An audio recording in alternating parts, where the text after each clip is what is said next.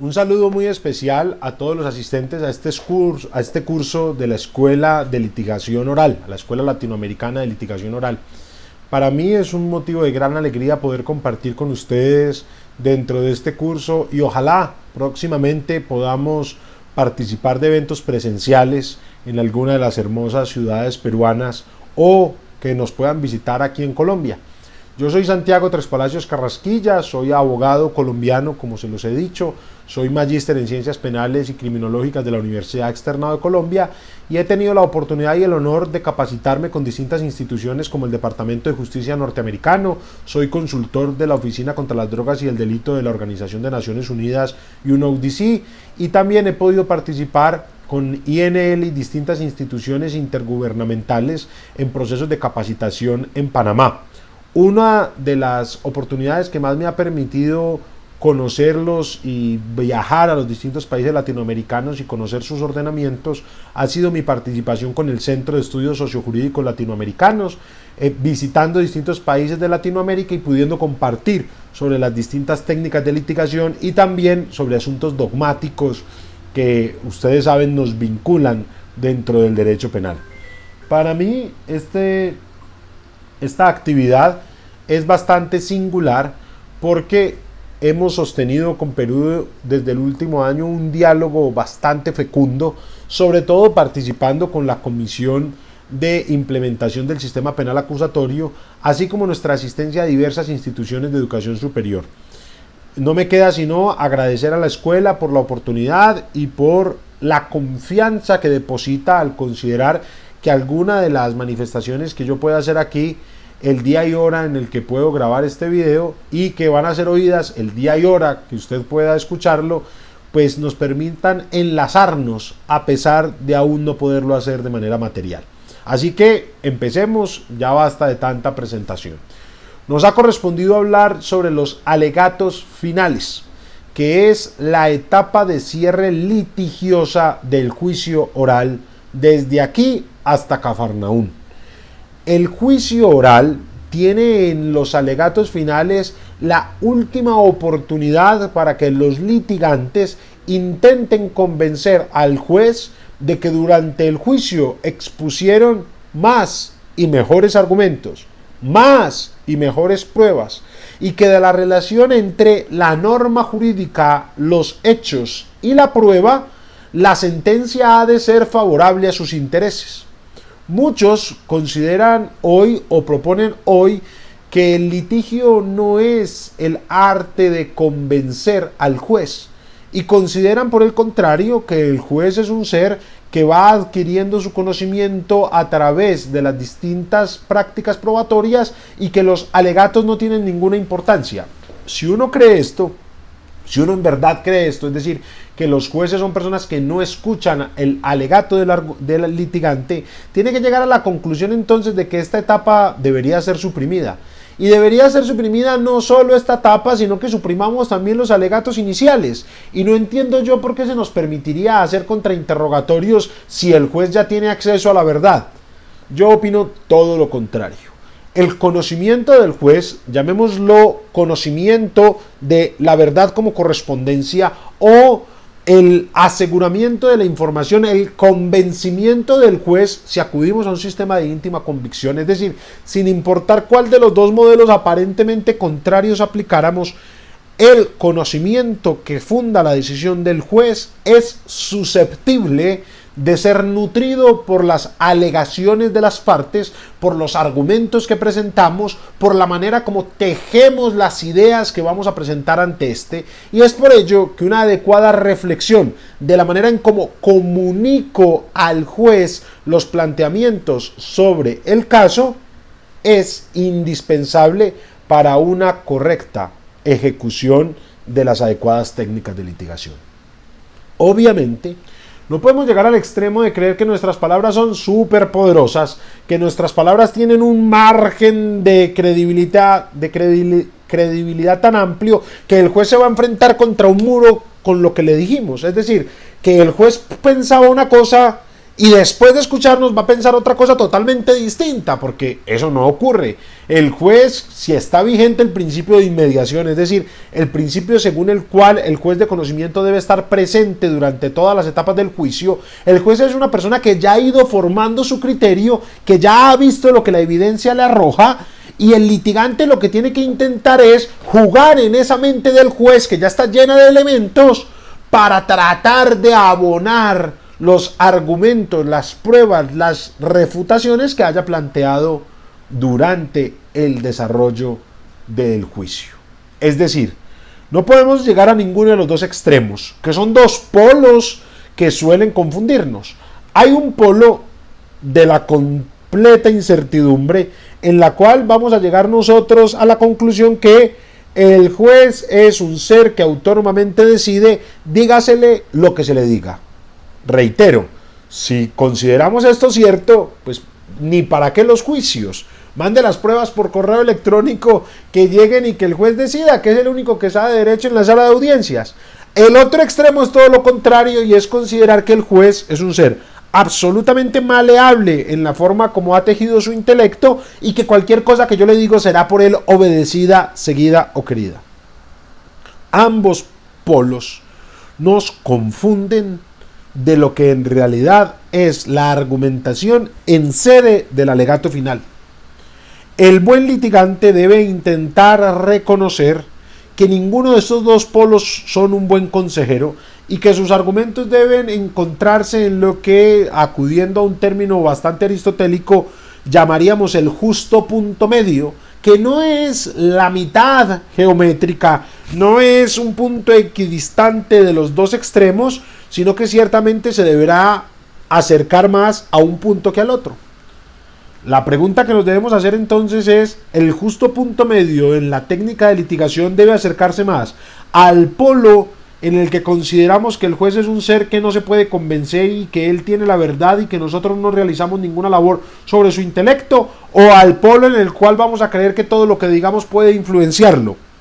El justo punto medio de esta noción sobre la balanza adecuada para dirigir unos argumentos que puedan ser escuchados por el juez se acerca más al segundo de los polos que hemos planteado, es decir, al acto de fe por medio del cual consideramos, presumimos, asumimos que aquello que vamos a decir puede influenciar al juez.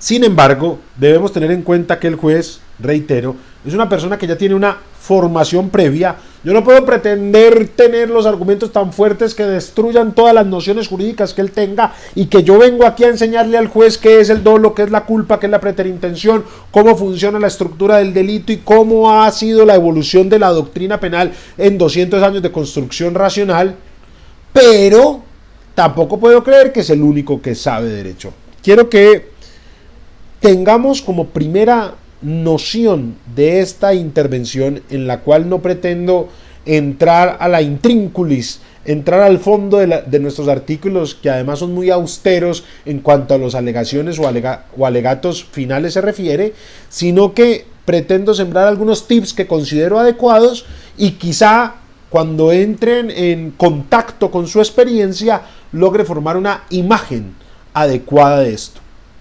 Es decir, que en su imaginación, que cuando su mente forme las imágenes que vamos dando, usted algo de esto le resulte de utilidad y lo pueda aplicar. Primera noción entonces, el juez tenemos que partir de que el juez es una persona que se puede convencer, que se puede o fortalecer lo que él ya venía considerando, o quizá brindarle un argumento que lo haga cambiar de opinión. Para esto hay un primer paso, un primer tip, que es el que pretendo que tengamos presente. Este primer tip, esta primera noción, es intentar conocer la manera como el juez articula y toma sus decisiones. Un litigante tiene que saber que conocer la mente de la persona con la que voy a hablar es algo fundamental, y como no tenemos habilidades prestidigitadoras, y como no tenemos la habilidad de mirar en los microsentidos y en las microseñales todo lo que el sujeto ha hecho en su infancia, como no somos psicoanalistas, y como no podemos recorrer en una cápsula del tiempo los momentos que hayan marcado al juez, tenemos que realizar un estudio de aquellos actos por los cuales el juez haya exteriorizado sus convicciones, sus pensamientos y su manera de decidir, para con ello articular un argumento que se pueda llevar a cabo ante ese juez y que sea comunicativamente válido y efectivo. Alguien podría decir, y tendría algo de razón, pero yo ¿por qué voy a hacer un esfuerzo para que el juez me entienda? Pues el juez tiene el deber de entenderme. El juez debe hacer un esfuerzo por entender. Si algo de lo que yo estoy diciendo él no lo conoce, pues que se vaya a estudiar, podría decir alguien. Y ese alguien pecaría de ingenuidad y soberbia, que son los dos componentes para perder rápidamente un juicio. Es decir, yo no sé cómo se ganan los juicios, ojalá lo supiera y los ganaría todos, pero sí sé cómo se pierden. Se pierden si actuamos de manera ingenua o soberbia. Y es ingenuo creer que el juez va a ir a estudiar aquello que yo le proponga simplemente porque no lo conoce, y entonces cuando yo diga palabras raras y teorías que traje quién sabe de dónde, el juez va a ir corriendo a buscarlas y a estudiarlas y a entenderme. Y es soberbio creer que él es el que se debe acercar a mí. Además, porque es usted, litigante, bien sea del Ministerio Público Fiscal o bien sea de la defensa, quien tiene un interés indirecto en la causa que se resuelve. Llamo esto interés indirecto porque usted representa a quien tiene el interés directo. Es decir, el interés directo es del Estado y usted, Ministerio Público Fiscal, representa al Estado y por ende tiene un interés indirecto porque representa a quien sí lo tiene directo, o usted, si es defensor como lo soy yo, representa el interés directo de la parte que puede ser aplastada por ese molino gigante al que llamamos poder punitivo del Estado. Acudiendo a una metáfora que creo se le atribuye a Piero Calamandrei, pero no me atrevo a afirmarlo sobre mármol. El juez no tiene un interés directo o indirecto en la causa. El juez simplemente representa el ente racional al que le hemos encomendado la resolución de los conflictos con carácter de cosa juzgada. Es el símbolo de nuestra civilidad, es el símbolo de la racionalidad como faro para la resolución de conflictos, y el juez resolverá con lo que tiene en su mente, en su recordación, en su convicción, en su razonamiento y en una mezcla de diversos factores que dependerán de cada juez, porque cada uno es único e irrepetible. El buen litigante entonces debe concentrarse en esa univocidad, en esa singularidad mejor del juez, en eso que lo hace a él un ser singular, y saber que yo debo intentar hablarle a ese juez singular en el lenguaje que este juez tiene, en el tecnolecto que él ha construido, en el dialecto, en la fórmula comunicativa en la que él piensa. Permítanme poner un ejemplo exagerado para posteriormente poner un ejemplo un poco más cercano. El ejemplo exagerado sería como si usted fuese a hacer un negocio con japoneses y resulta que ese negocio es para usted muy importante. Pregunta: si ese negocio es para usted muy importante, ¿quién debería conseguir un traductor español-japonés, japonés-español? ¿Los japoneses o usted? Usted lleva años invitando a los japoneses a una reunión. Usted lleva años queriendo sentarse con los japoneses en una sala de juntas para llegar a acuerdos sobre lo fundamental de un negocio específico. Usted lleva años atesorando, ansiando ese momento. Cuando llegan a ese momento, resulta que el japonés se sienta y habla en su lenguaje, usted no le entiende, en su idioma usted no le entiende, usted habla en el suyo, él tampoco le entiende, esa reunión es un fracaso, se levanta y se va. Y coge un avión para el Pacífico lejano. Un observador ingenuo, como decíamos, podrá decir: ambos perdieron porque a ambos les interesaba ese negocio. No. No vayamos a eso. Perdió quien tenía el interés más cercano con la causa que se resolvía, porque el japonés seguirá haciendo negocios con muchas otras personas porque era quien tenía un recurso indispensable para esa relación comercial y lo seguirá haciendo por otro lado. Usted perdió el negocio de su vida. Llevemos este ejemplo a nuestro diario acontecer y pensemos entonces qué ocurre cuando usted, por hedonismo, por arrogancia, por soberbia y por ingenuidad todas juntas, decide hablarle al juez en la manera que usted habla. Entonces, como usted se dejó impresionar por unas ideas del funcionalismo sistémico, va a ir a explicarle al juez que, de acuerdo con Luhmann, lo que ha habido es una desestabilización normativa que debe enviarse a través de un sistema de interpenetraciones, un estímulo que intente acondicionar el modelo de interrelación para que la comunicación pueda, en términos habermasianos, ser compatible con la sanción que se espera en el caso concreto en el que estamos, y de una manera hegeliana lograr la negación contrafáctica de quien ha, con su conducta, negado el derecho. Muy bien.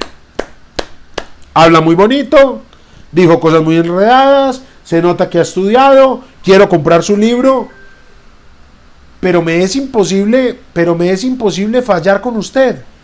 Y me es imposible darle la razón en sus alegatos porque no le entiendo.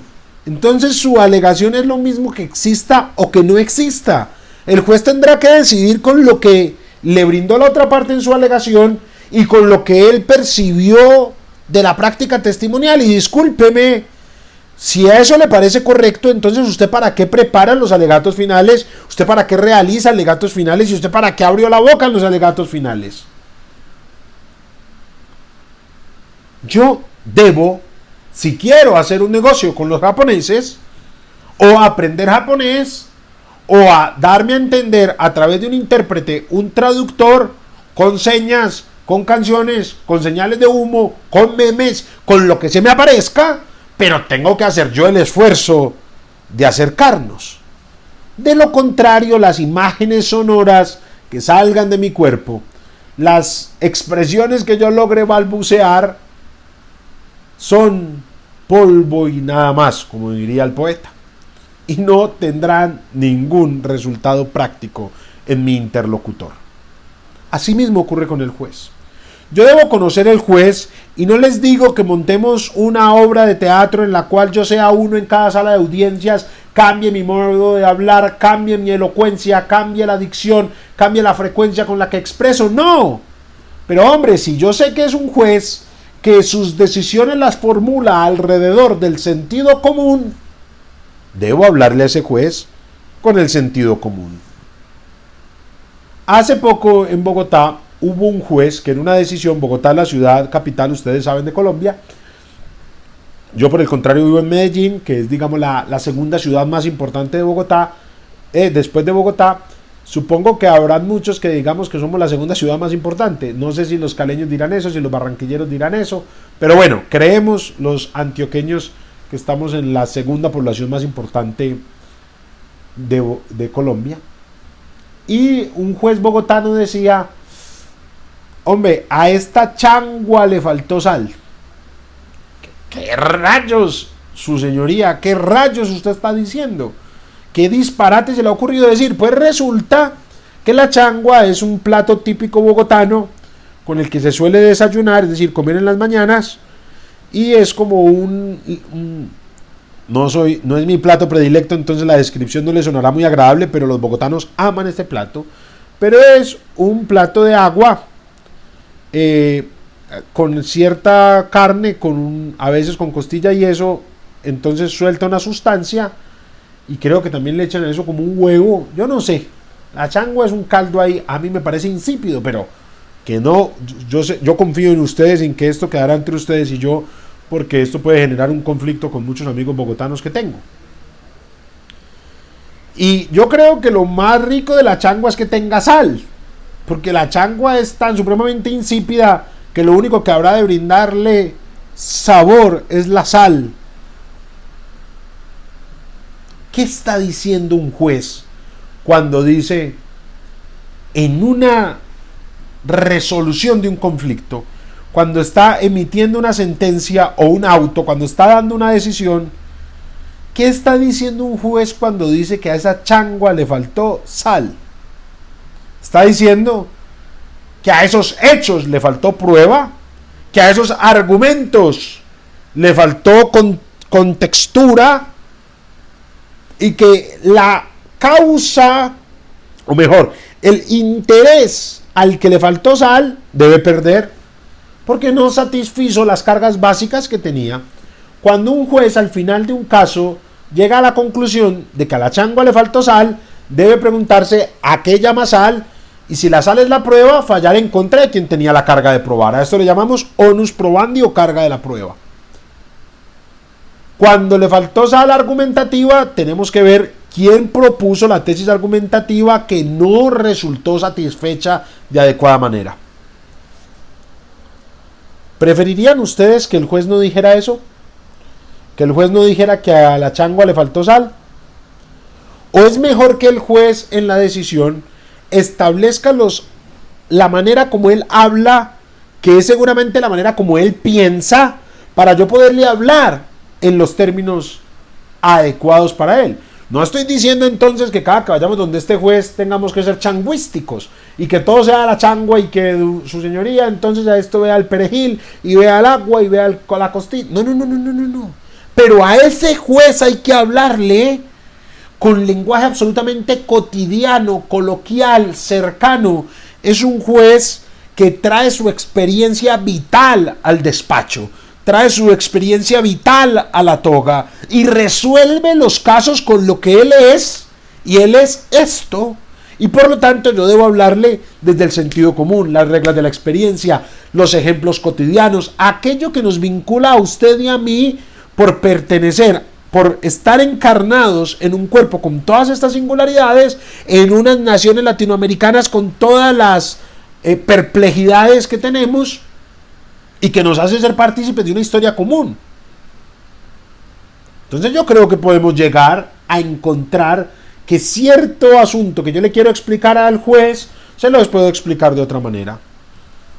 Vean, por ejemplo, esto. Volvamos al ejemplo raro que estamos poniendo. Ministerio Público Fiscal dice, o quiere decir lo siguiente: su señoría, las expectativas sistémicas del modelo estatal han quedado insatisfechas al haber habido un mensaje comunicativo desviado que en interpenetración ha defraudado las expectativas cognitivas y normativas de los asociados, que deben ser restablecidas a través de la pena. ¿Creen ustedes que al juez de la changua, cuando yo digo changua, ustedes imagínense otra cosa, es así más deliciosa?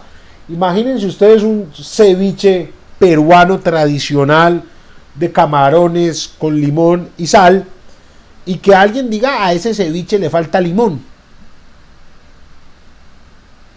Entonces imagínense que un juez haya dicho, hombre, al ceviche de este caso le faltó limón.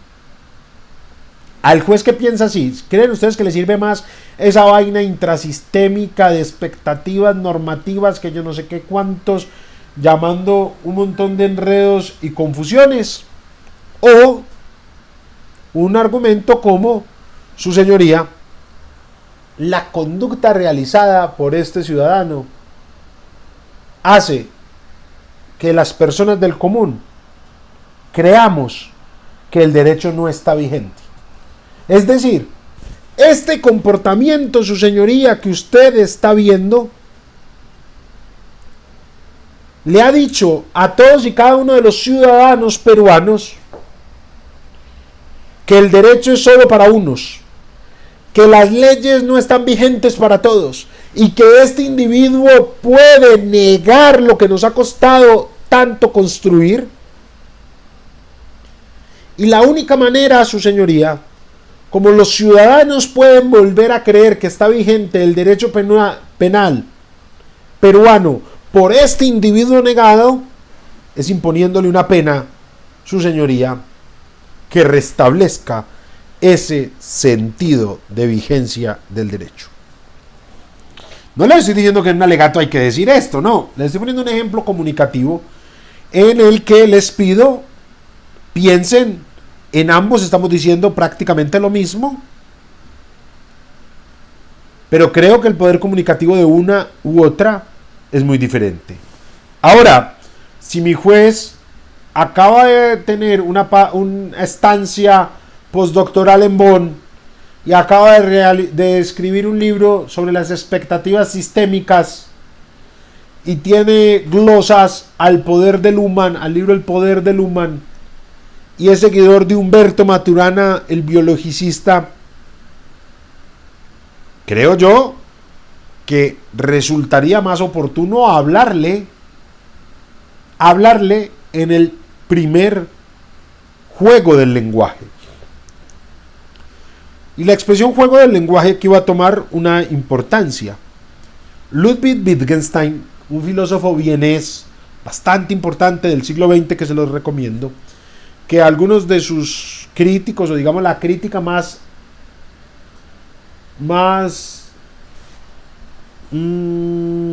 generalizada, cuando digo crítica lo digo no en el sentido peyorativo ni adversativo, sino crítica como aquellos estudiosos que se han acercado a la obra de él identifican dos: el Wittgenstein del Tractatus Logicus Philosophicus y el Wittgenstein de Investigaciones Filosóficas. Vamos a concentrarnos en ese segundo Wittgenstein. Entonces Wittgenstein llega y dice, una palabra, varias cosas. El uso de una palabra es su significado. Cuando nos preguntamos ¿qué es carro?, lo que estamos diciendo es ¿en qué? Imagínense esto tan bonito que decía Wittgenstein.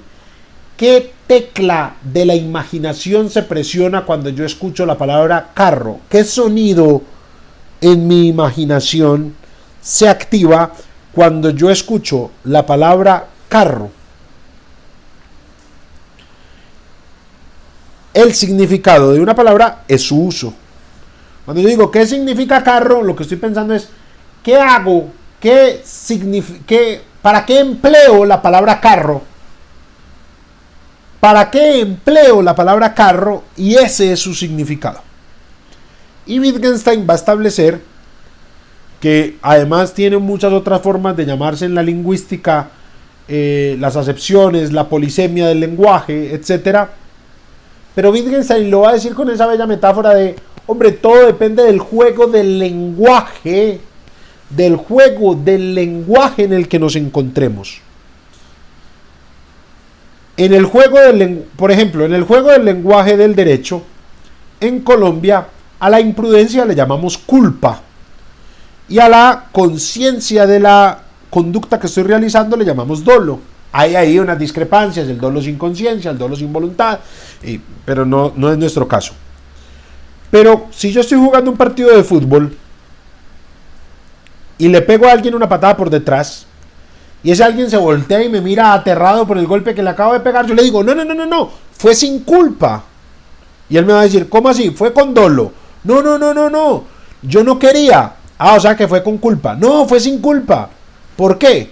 Porque resulta que en el juego del lenguaje ordinario, cuando yo digo fue sin culpa, estoy diciendo fue sin intención. Pero en el juego del lenguaje jurídico, cuando yo digo fue sin culpa, quiere decir que fue sin imprudencia. Y una de dos opciones: o no hubo comportamiento humano, o no hubo ninguna conciencia, o lo que hubo fue plena intención del acto. Entonces la palabra culpa, la palabra dolo, todas las palabras van a generar un sonido en el piano de la imaginación diferente de acuerdo al juego en el que nos encontremos y a las reglas que irradian ese juego específico en el cual nos encontramos. ¿En qué piano, amigas y amigos, en qué piano se ganan los juicios? En el piano de la imaginación de los jueces. Pero no me entiendan imaginación como que el juez está, mientras hablamos, creando escenarios fantásticos, viajando a tierras inexistentes, planteando hipótesis alternativas al mundo y sus avatares. No. Entiéndame imaginación en el sentido aristotélico. No sé si recordarán, pero para Aristóteles obviamente todavía no existía el cerebro. O por lo menos él sabía que existe ahí un órgano en la cabeza, le asignaba algunas funciones, algunas muy sorprendentemente adelantadas a su época, como absolutamente todo lo aristotélico, o lo peripatético si quisiésemos hablar de su escuela. Pero Aristóteles consideraba que Aristóteles no hablaba del cerebro, sino que él decía que a través de las sensaciones, es decir, a través de los sentidos, a través de las sensaciones, creábamos imágenes. ¿Qué es una imagen? Es la capacidad que yo tengo de reproducir dentro de mí un objeto que está por fuera. Entonces yo cierro los ojos y me imagino a mi esposa. Mi esposa es un ente por fuera de mí, pero yo soy capaz de verla en mi mente. Es decir, yo soy capaz de crear una imagen. Y de ahí viene imaginación. Por eso, cuando Aristóteles habla de la imaginación, de lo que está hablando es de lo que nosotros llamaríamos la mente. Y me gusta emplear la palabra de esta manera, porque me gusta entender la frase de Wittgenstein de: las palabras son teclas de pianos. Son teclas en el piano de la imaginación. Entiendo esto, es en el piano de la mente que crea imágenes. Y ahí encuentro sentido yo de la expresión wittgensteiniana. Entonces yo tengo que reflexionar una y otra vez por cuál es la imagen que estoy creando en la mente del juez con la tecla que estoy presionando, con la imagen sonora que estoy emitiendo. De acuerdo a los estructuralistas y postestructuralistas, creo que podemos coincidir en que en la comunicación todos vamos dando imágenes sonoras a través de un aparato fonador, que son todos estos órganos a través de los cuales podemos realizar este acto mágico que es hablar, y le damos existencia al logos. Y esto, que es una imagen sonora que nace en mi mente. A ver, ¿cuál es el proceso? En mi mente yo busco una imagen. Wittgenstein diría un sonido, pero en la mente busco una imagen. Me gusta la palabra imagen porque me lleva ahí mismo a la imaginación. Pero bueno, en mi mente busco una imagen. De inmediato mi mente busca la imagen sonora de esa imagen. Y a esa imagen sonora le llamamos palabra. ¿Y qué hago yo ya después? A través de mi aparato fonador emano unas ondas que salen de todo este aparato, de todos estos órganos fonadores, y generan la imagen sonora externa. Entonces vean ustedes que todo empieza en la mente, después a los órganos y después al espacio físico. Así sale el mensaje.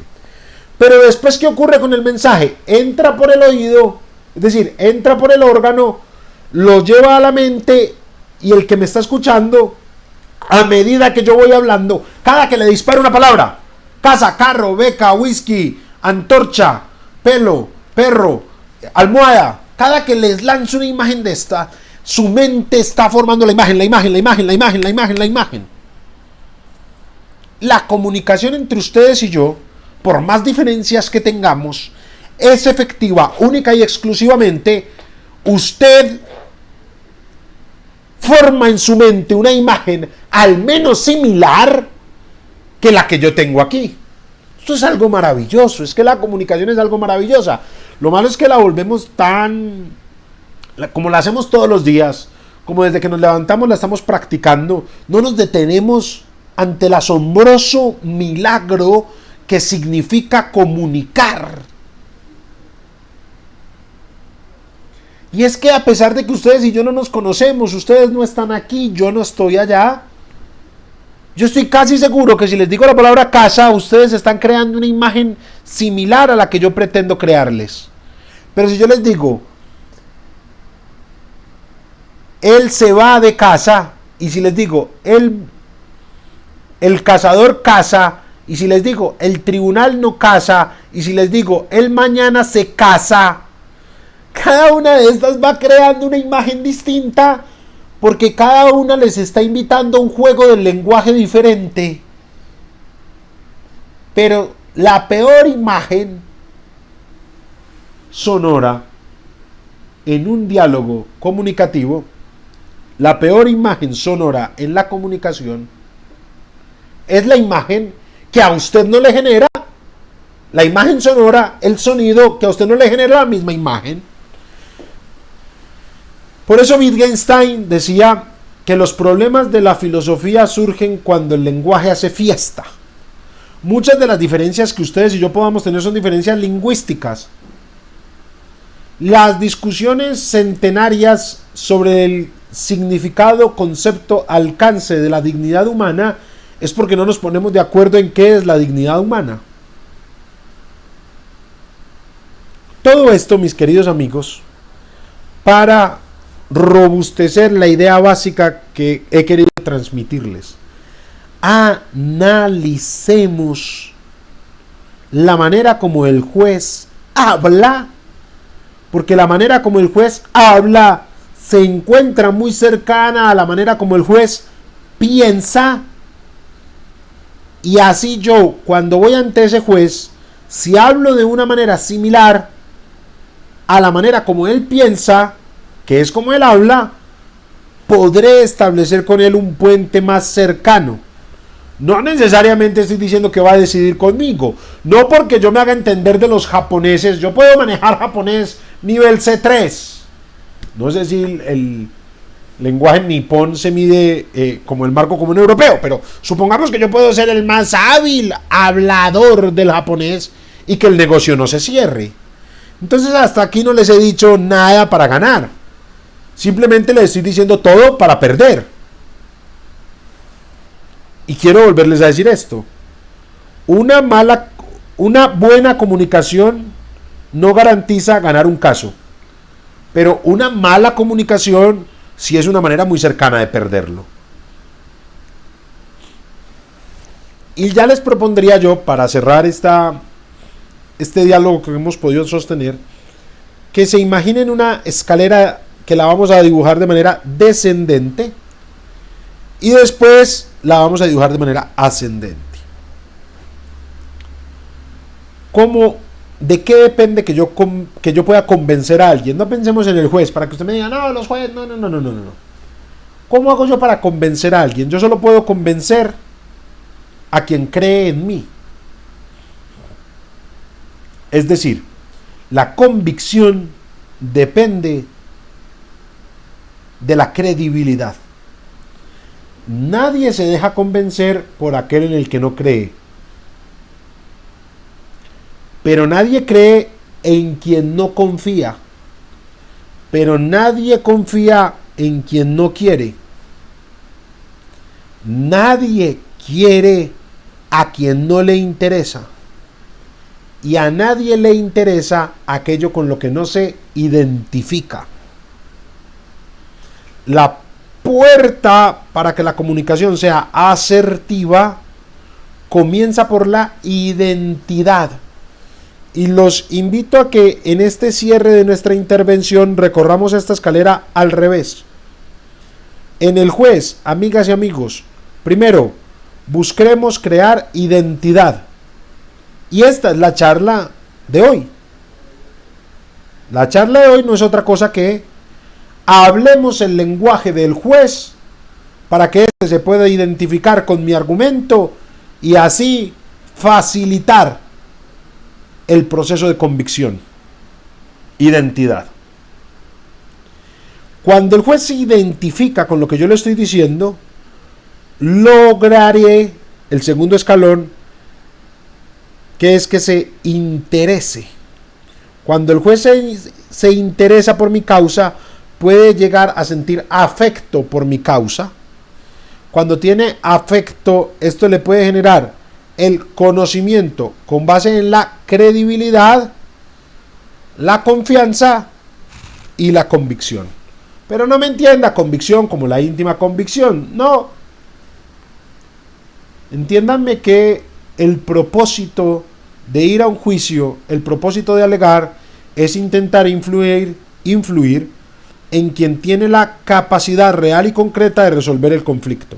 Por eso muchos litigantes fallamos cuando vamos ante un juez a hablarle al público, a hablarle a los asistentes, a convencer a nuestro cliente o usuario, a decirle a la sociedad que hablamos muy bonito y estamos diciendo un discurso que no logra generar en el juez las imágenes adecuadas para que en su mente se construya una resolución del conflicto de una manera cercana a los intereses que yo represento. La formación del abogado no puede dejar atrás la adecuada manera de comunicar. Ya a todo esto, mis queridas amigas y amigos, hay que sumarle lo que nos han enseñado en los pregrados, por supuesto. Yo no vengo aquí a desdecir de una tradición centenaria en la cual en las facultades de Derecho nos enseñan a hablar como robots. Entonces nos han dicho que el derecho funciona como un silogismo, y eso es cierto. Así funciona desde el punto de vista lógico y metodológico también. Una premisa mayor llamada norma jurídica, una premisa menor llamada supuesto fáctico, y una conclusión que no es otra cosa que, de haberse verificado o probado o acreditado el supuesto fáctico, aplicar la sanción establecida en el ordenamiento jurídico. Yo lo hago de una manera más sencilla: norma, hecho, prueba. Así se aplica el derecho de manera lógica. Yo debo decir cuál es el fundamento normativo de aquello en lo que me encuentro, cuáles son los hechos relevantes de esta causa y cómo esos hechos relevantes se encuentran acreditados o probados por pruebas pertinentes. ¿Qué es la pertinencia? Es el vínculo de relevancia entre la prueba y el hecho. ¿Y qué es la relevancia? Es el vínculo de pertinencia entre el hecho y el derecho. Podríamos decir entonces que relevancia y pertinencia son términos sinónimos en este juego del lenguaje, en el que pertinencia es a la prueba lo que relevancia es al hecho. Es decir, la relación preponderante entre esto y aquello con lo cual debe relacionarse. Entonces, el derecho, los hechos, la prueba. La prueba debe acreditar los hechos deben coincidir con el derecho. Esto se formula a través de un silogismo. A las infracciones lógicas en la construcción del silogismo se les llama, también desde Aristóteles, falacias o argumentos retóricos. No, él no lo llamaba argumentos retóricos, él con los argumentos retóricos iba a aludir a los sofistas. Ahorita me acuerdo cómo lo llamaba, y si no me acuerdo, algún día me acordaré. Sí, se llamaba argumentos sofísticos. El argumento sofístico, que es lo que hoy conocemos como una falacia, son incorrecciones de orden lógico que no deben estar presentes y que vulneran el principio de no contradicción, de non sequitur, el principio de identidad, el principio de razón suficiente, el principio de tercero excluido, es decir, los criterios básicos y clásicos de la lógica aristotélica, que son identidad, no contradicción, tercero excluido, y el agregado por Leibniz, que es el principio de razón suficiente. Todo eso es adecuado. También está la nueva retórica de Perelman, adecuada. Está la argumentación de Robert Alexy o argumentación con ponderación, también adecuada.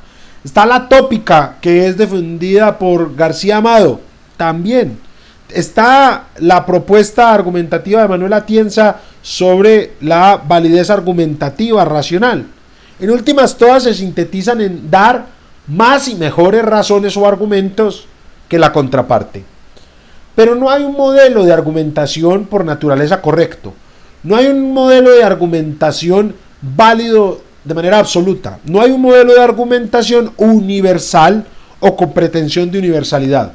Cada modelo de argumentación dependerá del juego del lenguaje en sentido wittgensteiniano en el que se emplee, de la pretensión que persigo y de aquello que pretendo buscar en la mente de aquel que va a decidir cuál es el derecho, a quién le corresponde y cómo debo fallar y decidir el asunto.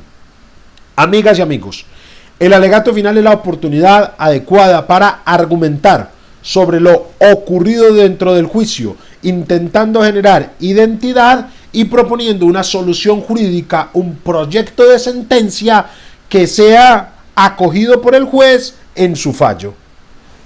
Por último, me gustaría dejarles esta huella de Piero Calamandrei, un gran litigante, un gran autor, un gran jurista, que decía, aquí yo intentando hacer una paráfrasis de su planteamiento, no textual, porque mi memoria no me alcanza, pero Piero Calamandrei decía que el buen litigante susurra tenuemente sus argumentos al juez para que éste decida conforme a lo que le dijo el litigante, aunque convencido de haber decidido por sí mismo. Dicho de otra manera, y con base en toda la hilvanación de ideas que he intentado compartirles el día de hoy, debemos realizar una acción comunicativa a través del lenguaje en términos cercanos al juez, tribunal o jurado que habrá de decidir la causa en la que participamos, en un terreno común que no es otra cosa que aquel en el cual el juez logre entender aquello que le estoy transmitiendo, y así con mis argumentos la interpretación de el derecho, los hechos y la prueba sea lo más cercana posible a los intereses que indirecta o indirectamente yo represento. Para mí es un motivo de gran alegría haber podido compartir este momento. Aquí está mi correo electrónico, es st@trespalacios.co. En las redes sociales me encuentro como @soydefensor_al-piso. Ahí ya entienden ustedes muchos asuntos de mis sesgos y espero que nos podamos encontrar en una nueva oportunidad. Muy bienvenidos en Colombia y espero también llegar allí, como sé que en alguna oportunidad podremos hacerlo, y compartir con un ceviche que seguramente sí tendrá limón. Muchos éxitos.